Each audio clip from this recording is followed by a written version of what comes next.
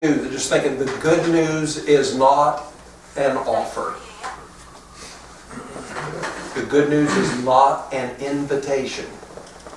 The good news is the declaration of a finished and completed act. It's just a declaration. You know, do with it what you want. But it is going to affect all of creation to the fullest, and that's the glorious thing. And it lets us relax in the middle of our busyness. You know, it keeps us sane in an insane world. I was thinking, in the front of my Bible, I have one of my favorite authors to quote is Enoch. He was like a wordsmith. Not only was he a great student, but he like constructed sentences and thoughts really well. And I don't quote him just because of all the authors that have benefited me. He's benefited me the most, but he just can put in one sentence some great things. And right in the front of my Bible, I have a few quotes that are related to tradition. You know, we were talking yesterday about the illustration of I-95 and US 1 and how they share the same pavement, and yet they're nearly 500-mile distance from how long they are, and at one point nearly 100 miles apart from each other. And it's so important in our study of the scriptures that we try, for a moment at least, when we're reading verses, to unremember whatever we thought we knew about that verse and see if we can't see it for the first time. And lots of translations help me in that way, because I get used to the flow of something and how something says something, and then I read it sort of mindlessly. You know, so I try to read all the literal translations, and I don't even, it doesn't even bother me. I just read any of them out there just to see if something will be there, and I'll say, that's interesting. And I go back to literal ones and go back to Greek and Hebrew and see if it stands up, you know. But anyway, Knox said, all of us have absorbed so much tradition which we imagine to be God's truth. He said, it is not easy to escape from tradition. Like that word escape. You know, see, that sounds like you're in jail. which it is, right?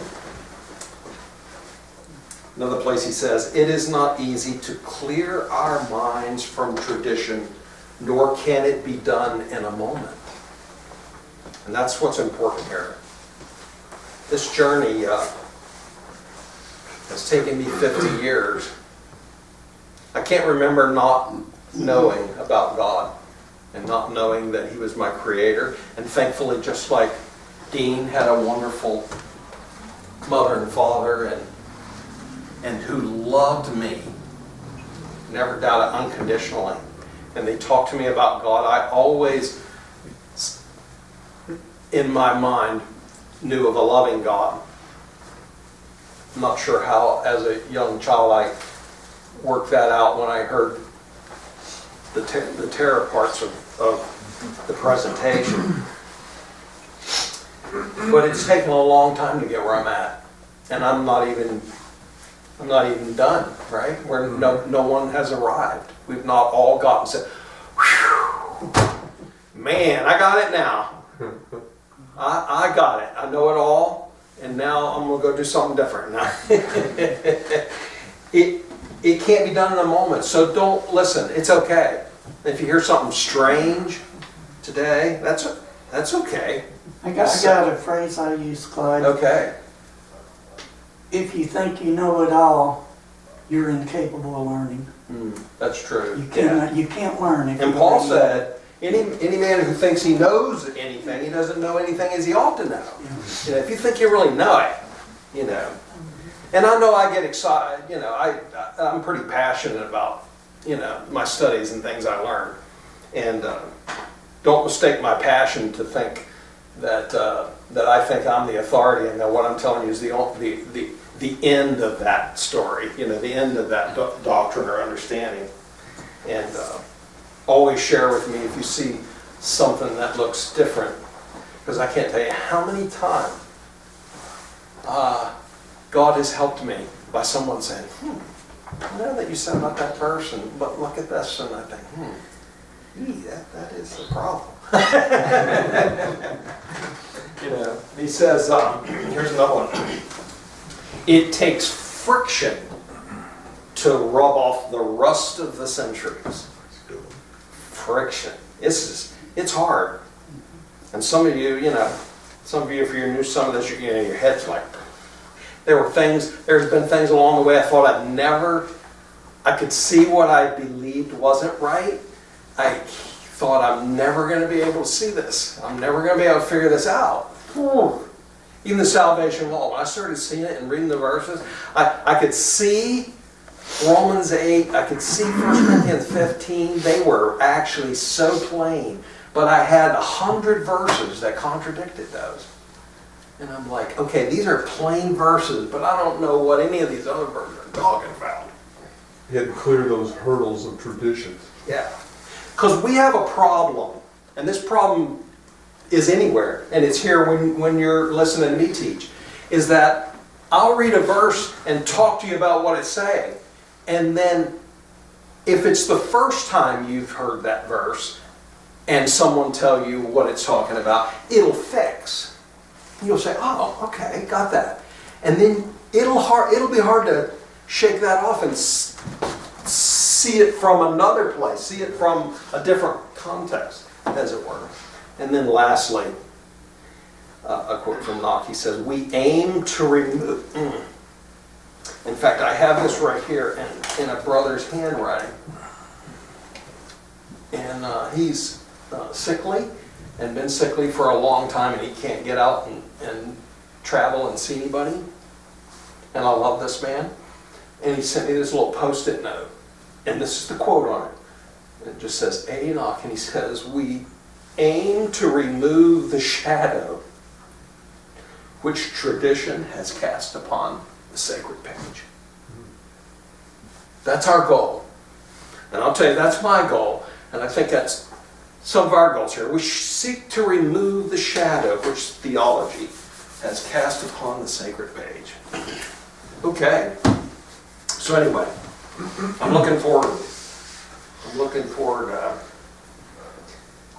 to see Knock and thank him for helping me, and Welch and Sellers and Gellisloff and A.P. Adams and Bullinger. It's going to be a grand reunion day. I would not be here. You know, someone was talking, and Darson was talking about, how can I understand unless somebody showed me, the Ethiopian unit. We need help along the way. Someone needs to share with us what they saw. And I wouldn't be here today if it wasn't, I'm just standing on shoulders of someone else, who pointed me in the right direction. Little pieces here, little pieces there. And I hope that we can be a part of that for your journey as well. So now we were talking about the admonition of Paul in 2 Timothy 2:15 to rightly divide the word of truth. And to correctly cut the word of truth. This is different from this. And again, I love the 1930 translation of the Concordance. To correctly partition. Not only do we divide, we make the cut, but then we partition it. We put it where it goes. And the example that I give you with these prophetic folders, you can do with any subject that you're studying in the Scriptures. Find a passage that talks about the subject you're studying, analyze it closely, look at every word, and then build the characteristics. What is this verse telling me about this thing I'm studying? And then find another, and another, And when you see similarities, mark that. When you see differences, mark that. And you'll be on your way. He'll be teaching you things from the Scriptures, and it's glorious. Paul explains again in Philippians 1:10 the process that we are testing things that are different. We're testing them and see what's going on. Now, I put up here, I was thinking about that this morning, when I woke up. and I came in here and I found Will bought a brand new stool, which I already used today. Because I needed to get up here. I was like, I remember he brought a stool in. And these are the key foundations of a Scripture education. And I'm going to tell you this. These few things, if you'll learn these things and know them and let them grip your heart, you will know by a far, far greater amount about the Scriptures than anyone who has a seminary degree. You could sit down with somebody who went to seminary and try to tell them about these things. You know what they know about? They know about theology. But they won't know this stuff.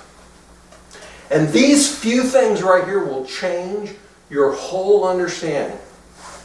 And will fortify you and edify you and build you up into a place where when the winds of doctrine blow, you have the structure around you not to be tossed to and fro.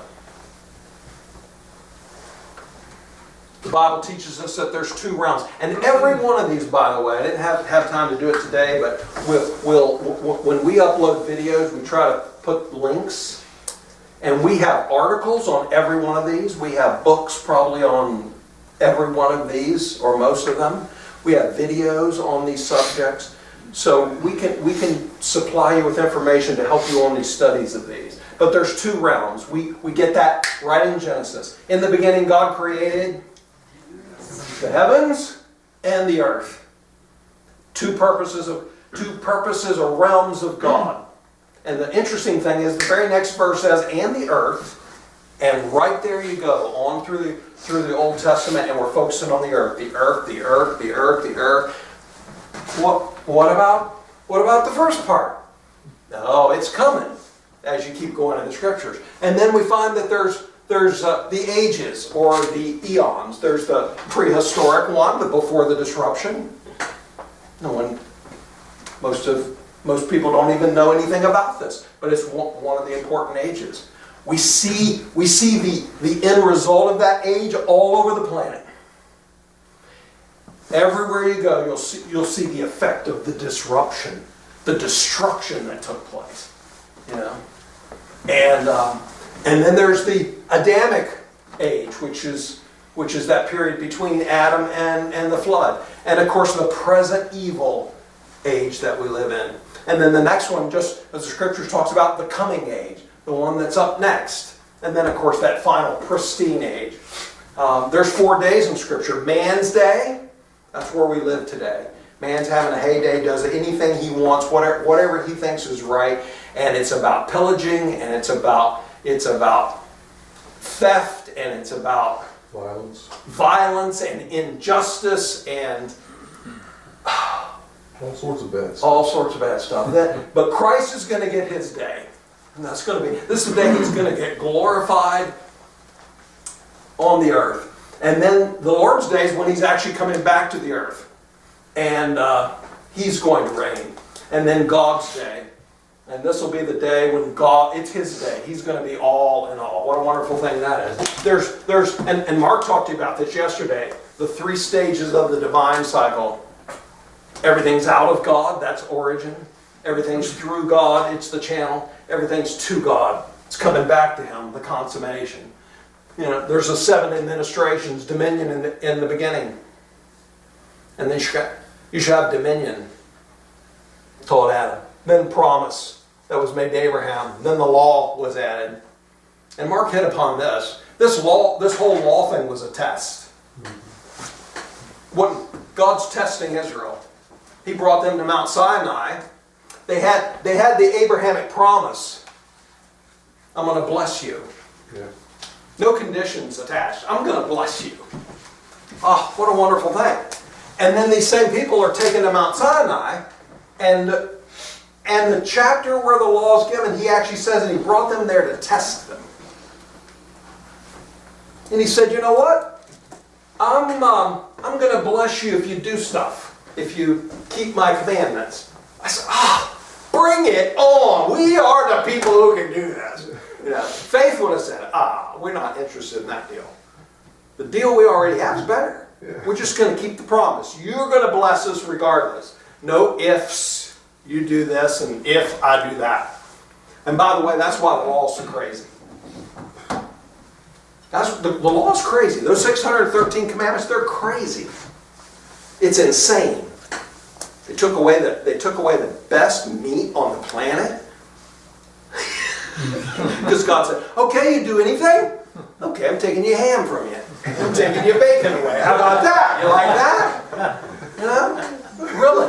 Now I understand there's those 10 commandment kind of things, those more, don't kill, and we understand that. But when you read the law, things you can't do with cloth, and just things you can't do, ladies can't do if they're menstruating, men, it's insanity. Okay, even Peter knew that, because when Paul went to the Jerusalem council of the apostles and elders there to give an account of what was going on among the Gentiles, because they weren't keeping the law and getting circumcised, even Peter said, he stood up to the rest of he said, why would we put a yoke on the necks of the Gentiles that we can't even keep ourselves? Even Peter says, this is impossible. Stop. Why would we do that? Anyway, we're just meant to go over these quickly. And then Pentecost. Pentecost starts a whole new administration. By the way, administrations are just dispensations, but a lot of Bibles say the dispensation, like of the grace of God, anyway, and then of course the secret administration. Then the kingdom's coming. Then that final kingdoms is the pleroma, the fullness. We have a whole book on the pleroma. The three spheres of glory. In resurrection, everyone is going to have a glorious state somewhere, and a place, a home somewhere in a glorious condition. And the first stage is the earth, and that's the baseline of glory. And there are people who are going to be raised to live on the earth and enjoy the earth. The meek shall inherit the earth. Not believers, not people who did. Meek. The meek are going to get to inherit the earth.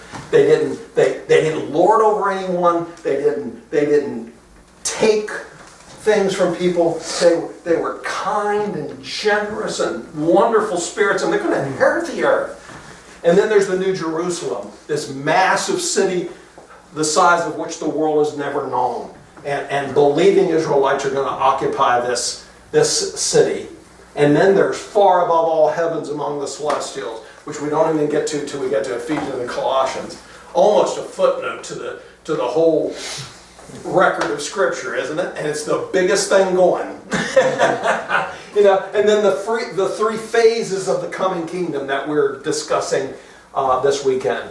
There's the premillennial kingdom, the millennial kingdom, and the postmillennial. And we're just doing this to identify how they succeed each other. This is actually the day of Christ, which is over here in the days. And this one is the day of the Lord. And this one is the day of God. So, and if you'll understand these things so that you as the cliche goes, know it like the back of your hand, the Scripture will come alive to you.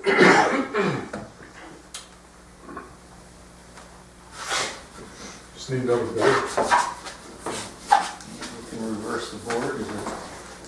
No. No. Too late. Oh, by the way, the +1, I put it up there mainly for me to remind me to tell you. There's one more thing I'd put up here that's a part of the key foundations of Scripture education, and I'm going to write it up on the board later in our final talk. And it's going to be the 3 stages of the ministry of Paul.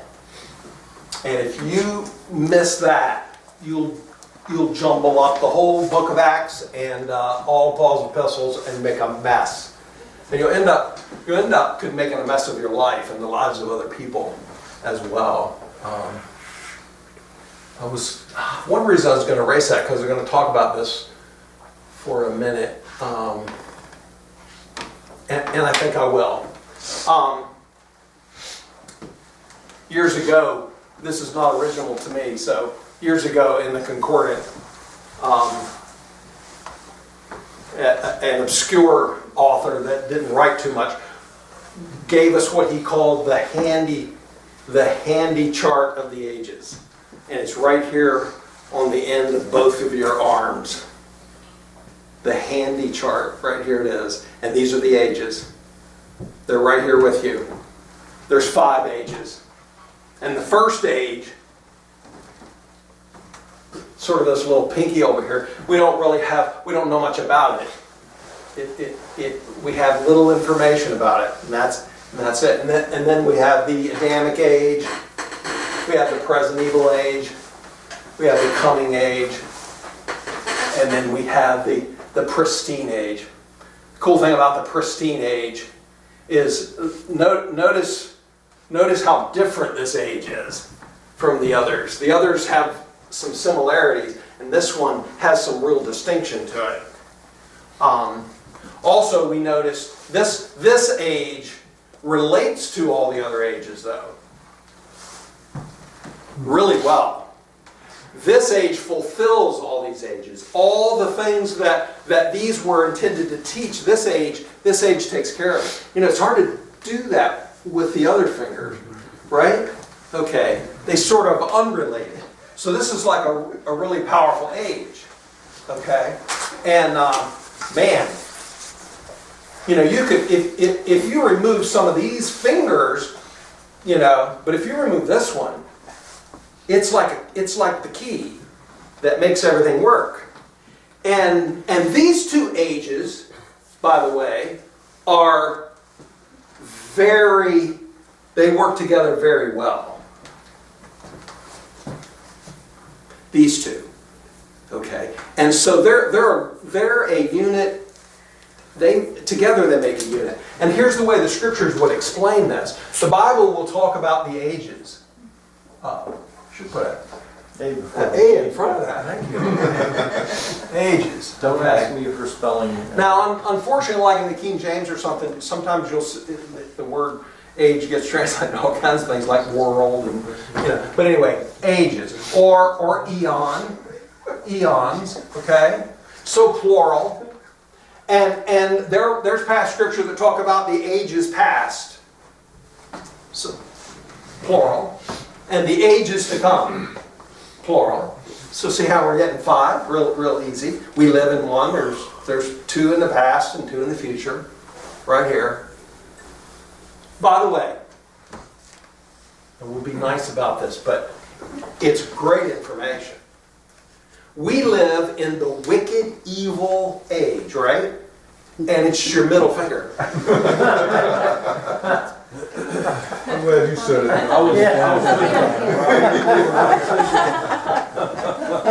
We know what was everybody's. If you take nothing. And you know what? Listen, right. And if you want to give an evil, wicked gesture to somebody, what do? No, actually, what is this? Holy mackerel. Yes, sir. You know how everything's going to end up? Pristine. It's going to be wonderful. You know how things are now? In the California howdy. It's the California howdy. Anybody said You know, I was seeing in Scripture that there's different ages. Which one do we live in? We live in the California howdy age. Okay? Isn't that interesting? But now, and let me tell you what, when I first started looking at the ages, there's a couple phrases that came that drove me crazy and I couldn't figure out. And so I'm going to just help you here real quick. So not only does the Bible talk about ages or eons, but the Bible also talks about the ages. Did it again. Ages, that's that dyslexia stuff. The ages of the ages. The ages of the ages. What in the world is that about? Translators don't have a clue either. They get stumped up here. Like King James Bible say, forever and ever. Because there's I don't know what it's about. And of course, age, what does age have to do with ever? Nothing. Let alone ever and ever. So what is this? You know. Well, it's just like we could replace it with anything. And once you do replace it with other stuff, you get like you know, the kings of the kings. Something that stands out. And what stands out, so the ages of the ages are these two last ages. They are the ages of all the ages. The most glorious period in all of God's logos that He planned is not that first one, not the second one, not the third one, but the fourth and fifth one. These are the ages of the ages. And then there's another phrase that shows up in Scripture. The age of the age. Ages. Singular. That's this one. Right here. So these two work really well together. And that one's the age of the ages. Yeah. So wonderful stuff.